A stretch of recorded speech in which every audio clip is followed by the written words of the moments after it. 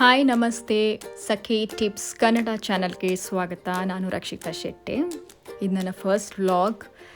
ತುಂಬ ಎಕ್ಸೈಟ್ಮೆಂಟ್ ಇದೆ, ನರ್ವಸ್ನೆಸ್ ಇದೆ, ಯಾಕಂದರೆ ಹೇಗೆ ಮಾತಾಡಬೇಕು ಅಂತ ನಂಗೆ ಗೊತ್ತಾಗಲ್ಲ. ಸೊ ಏನಾದ್ರು ತಪ್ಪಾದರೆ ಕ್ಷಮೆ ಇರಲಿ. ಇವತ್ತು ನನ್ನ ಮಗಳಿಗೆ ನಾನು ಏನೇನೆಲ್ಲ ಪ್ರಾಡಕ್ಟ್ ಯೂಸ್ ಮಾಡ್ತಾ ಇದ್ದೀನಿ ಅನ್ನೋದನ್ನು ತೋರಿಸ್ತೀನಿ. ಅದು ಸ್ಕಿನ್ ಕೇರ್ ಆಗಿರ್ಬೋದು ಅಥವಾ ಅವಳು ಡೈಲಿ ರೂಟೀನಲ್ಲಿ ಅವಳಿಗೆ ಏನೆಲ್ಲ ಬಳಕೆ ಆಗುತ್ತೆ ಅದನ್ನು ಕೆಲವೊಂದನ್ನು ನಾನು ತೋರಿಸ್ತೀನಿ. ಎಲ್ಲವನ್ನು ಕೂಡ ಈ ವಿಡಿಯೋದಲ್ಲಿ ನಾನು ತೋರಿಸೋದಿಲ್ಲ, ಯಾಕಂದರೆ ಇದು ಫಸ್ಟ್ ವಿಡಿಯೋ ಆಗಿರೋದ್ರಿಂದ ನೆಕ್ಸ್ಟ್ ವಿಡಿಯೋದಲ್ಲಿ ನಾನು ಅದನ್ನ ತೋರಿಸ್ತೀನಿ.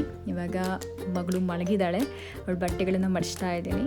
ಎದ್ರೆ ಕಷ್ಟ ಆಗುತ್ತೆ. ಸೊ ಮಕ್ಕಳಿದ್ದಾರೆ ಅಂದಾಗ ಕೆಲವೊಂದಿಷ್ಟು ಪ್ರಾಡಕ್ಟ್ಗಳು ಬೇಕೇ ಬೇಕು. ಅದು ಹಿಂದಿನ ಕಾಲದಲ್ಲಾದರೆ ತುಂಬ ಕಷ್ಟ ಇರ್ತಾಯಿತ್ತು, ಸಾಧಾರಣವಾಗಿ ಬಳಕೆ ಮಾಡ್ತಾ ಇರಲಿಲ್ಲ ಏನನ್ನ ಕೂಡ. ಬಟ್ ಇವಾಗ ಕಾಲ ಚೇಂಜ್ ಆಗಿದೆ. ಎಲ್ರಿಗೂ ಕೂಡ ಅವರವರ ಅನುಕೂಲಕ್ಕೆ ತಕ್ಕಂತೆ ಮಗುಗೆ ಬೇಕಾಗಿರುವಂತಹ ಐಟಮ್ಗಳನ್ನು ತಗೊಳ್ತಾರೆ.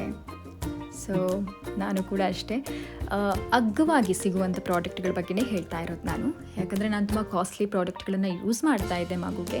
ಬಟ್ ನನಗೆ ಅದಾದಮೇಲೆ ಅನ್ನಿಸ್ತು, ಇಷ್ಟು ಕಾಸ್ಟ್ಲಿ, ಇಷ್ಟು ಹಣವನ್ನು ಇದಕ್ಕೆ ಇಷ್ಟು ವ್ಯಯ ಮಾಡೋದು ಒಳ್ಳೆಯದಾ ಅಂತ ಅನ್ನಿಸ್ತು ನನಗೆ. ಸೊ ಹಾಗಾಗಿ ನಾನು ಕೆಲ ಪ್ರಾಡಕ್ಟ್ಗಳನ್ನು ಸ್ಕಿಪ್ ಮಾಡಿದೆ, ಅಂದರೆ ಅದನ್ನು ಯೂಸ್ ಮಾಡೋದನ್ನು ಬಿಟ್ಟೆ ನಾನು. ಸೊ ಇವಾಗ ಒಳ್ಳೆ ಪ್ರಾಡಕ್ಟ್ಗಳು ಮಾರ್ಕೆಟಲ್ಲಿ ಇದ್ದಾವೆ, ಬಟ್ ಎಲ್ರಿಗೂ ಕೂಡ ಅದನ್ನು ತೆಗೆದುಕೊಳ್ಳೋದಕ್ಕೆ ಆಗೋದಿಲ್ಲ. ಸೊ ಹಾಗಾಗಿ ಮಕ್ಕಳಿದ್ದಾರೆ ಅಂದರೆ ತುಂಬ ಖುಷಿಯಾಗುತ್ತೆ, ಟೈಮ್ ಪಾಸ್ ಆಗುತ್ತೆ. ನನಗಂತೂ ತುಂಬ ಖುಷಿಯಾಗುತ್ತೆ ಅವಳನ್ನು ನೋಡಿದಾಗ. ಇದು ನನ್ನ ಮಗಳು ವನಿಷ್ಕಾ ಶೆಟ್ಟಿ ಅಂತ. ಸೊ ಹಾಯಾಗಿ ಮಲಗಿದ್ದಾಳೆ, ತುಂಬ ಚುರುಕಿದ್ದಾಳೆ. ನಿಮ್ಮೆಲ್ಲರ ಆಶೀರ್ವಾದ ಅವಳಿಗೆ ಬೇಕು. ಇದವಳು ಆಟ ಆಡ್ತಾ ಇರುವಂಥ ಸಮಯ, ಅವಳು ಮೈಲ್ ಸ್ಟೋನ್. ಇದು ನನ್ನ ಪ್ರಾಡಕ್ಟ್ಗಳು. ಸೆಬಾ ಬೆಣ್ಣ ಏನು ನೋಡ್ತಾ ಇದ್ದೀರಾ, ಅದು ನಾನು ಈ ಹಿಂದೆ ಬಳಕೆ ಮಾಡ್ತಾ ಇದ್ದೆ. ತುಂಬಾ ಕಾಸ್ಟ್ಲಿ ಆಯಿತಾ ಅದು, ಯಾಕಂದರೆ ಅದನ್ನು ಯೂಸ್ ಮಾಡೋಕ್ಕೆ ಇವಾಗಿನ ಕಾಲದಲ್ಲಿ ಆಗಲಿಕ್ಕಿಲ್ಲ. ಇನ್ನು ಇದು ಬಾಲವಿಷ್ಣು ತೈಲ ಅಂತ, ಎಲ್ಲರೂ ಕೂಡ ನಮ್ಮ ಕಡೆ ದಕ್ಷಿಣ ಕನ್ನಡ ಜಿಲ್ಲೆಯಲ್ಲಿ ಜಾಸ್ತಿಯಾಗಿ ಅದನ್ನೇ ಯೂಸ್ ಮಾಡ್ತಾರೆ. ತುಂಬ ಒಳ್ಳೆಯದು ಮಕ್ಕಳಿಗೆ. ನಿಪ್ ಕೇರ್, ಬ್ರೆಸ್ಟ್ ಫೀಡ್ ಮಾಡೋ ತಾಯಂದ್ರಿಗೆ ಗೊತ್ತಾಗಿರ್ಬೋದು. ನಿಪ್ಪಲ್ಸನ್ನು ಮಕ್ಕಳು ಬಾಯಿಗಿಟ್ಟಾಗ ಅದು ಕ್ರ್ಯಾಕ್ ಆಗುವಂಥದ್ದು. ಅದಕ್ಕೋಸ್ಕರ ಈ ನಿಪ್ ಕೇರ್ ಅನ್ನೋಂಥ ಕ್ರೀಮ್ ಹಚ್ಚಿದರೆ ಅದೆಲ್ಲ ಏನೂ ಆಗೋದಿಲ್ಲ, ಪ್ರಾಬ್ಲಮ್ ಬರೋದಿಲ್ಲ. ಸೊ ನಾನು ಅಲ್ಟ್ರಾ D3 ವಿಟಮಿನ್ D3 ಡ್ರಾಪ್ಸನ್ನು ಬೆಳಗ್ಗೆ ಕೊಡ್ತೀನಿ.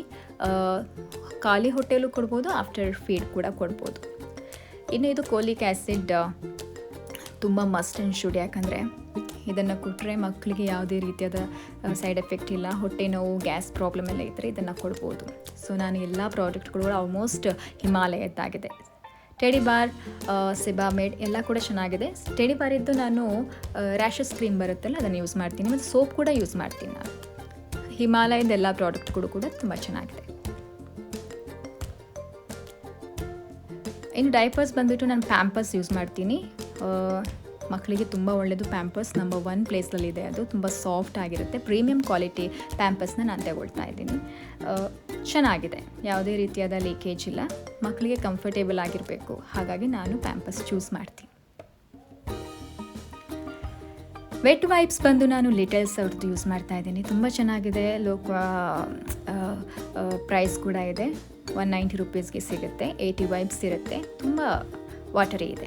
ಇದು ಸಂದು ಎಣ್ಣೆ ಅಂತ ನಮ್ಮ ದಕ್ಷಿಣ ಕನ್ನಡ ಜಿಲ್ಲೆಯಲ್ಲಿ ಇದನ್ನು ಹೆಚ್ಚಾಗಿ ಯೂಸ್ ಮಾಡ್ತಾರೆ. ಅಂದರೆ ಗಂಟೆಗೆ ಹಾಕಿದರೆ ತುಂಬ ಒಳ್ಳೆಯದು. ಮಕ್ಕಳು ಈ ಕೂಗೋದೆಲ್ಲ ಏನಿದೆಯಲ್ಲ ಅದು ಕಡಿಮೆ ಆಗುತ್ತೆ ಅಂತ ಹೇಳ್ತಾರೆ.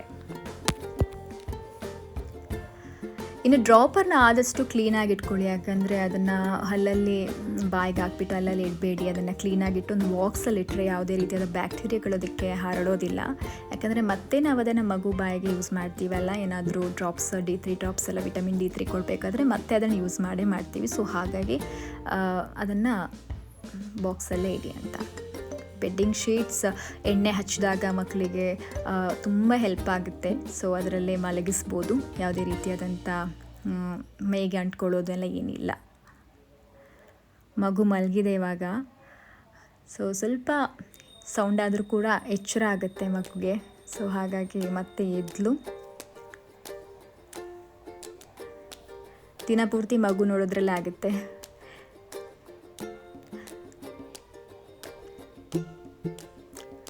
ಮಸ್ಲಿನ್ ಬಟ್ಟೆಗಳು ಸಿಗುತ್ತೆ ನಿಮಗೆ, ಆನ್ಲೈನಲ್ಲೂ ಕೂಡ ಶಾಪ್ ಮಾಡ್ಬೋದು, ಅಂಗಡಿಗಳಲ್ಲೂ ಸಿಗುತ್ತೆ. ಬೇಸಿಗೆಗೆ ತುಂಬ ಒಳ್ಳೆಯದು. ಮಕ್ಕಳಿಗೆ ಮಸ್ಲಿನ್ ಬಟ್ಟೆಗಳನ್ನು ಹಾಕಿದರೆ ಸೆಕೆ ಆದರೂ ಕೂಡ ಅಷ್ಟೊಂದು ಎಫೆಕ್ಟಿವ್ ಆಗಿರೋದಿಲ್ಲ. ಇವಾಗಿನ ಕಾಲದಲ್ಲಿ ನೀವು ನೋಡಿರ್ಬೋದು ಸೆಕೆ ಎಷ್ಟರ ಮಟ್ಟಿಗೆ ಇದೆ ಅಂತ.